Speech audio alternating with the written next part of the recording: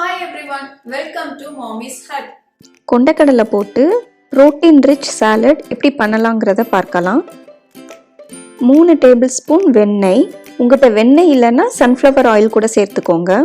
1 table spoon எலும்பிச்சை பழத்தோட சாறு, lemon ஜூஸ்க்கு பதிலாக வினிகர் சேர்த்திங்கன்னா இன்னும் டேஸ்ட் சூப்பராக இருக்கும்.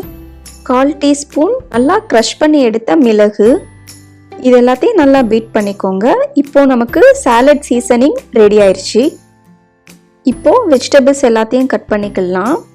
ஒரு மீடியம் குக்கும்பரை இந்த மாதிரி தின்னாக ஸ்லைசஸாக கட் பண்ணிக்கோங்க.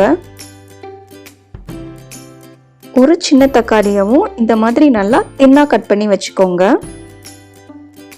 ஒரு மீடியம் சைஸ் ஆனியனை இந்த மாதிரி ஷேப்க்கு கட் பண்ணி எடுத்துக்கோங்க.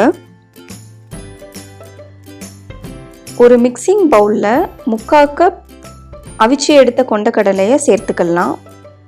3 டேபிள் ஸ்பூன் நல்லா வறுத்து எடுத்த நிலக்கடலையை தோல் நீக்கி சேர்த்துக்கோங்க. நல்லா தின்னாக கட் பண்ணி வச்சிருந்த வெள்ளரிக்காய், வெள்ளரிக்காய்னா நீங்கள் 2 கூட சேர்த்துக்கலாம். கட் பண்ணி வச்சிருந்த ஒரு தக்காளி,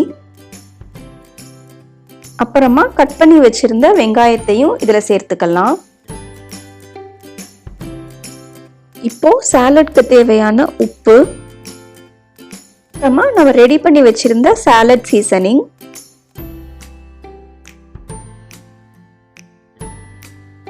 உப்பும் சாலட் சீசனிங்கும் நல்லா கோட் ஆகுற மாதிரி மிக்ஸ் பண்ணி எடுத்துக்கலாம்.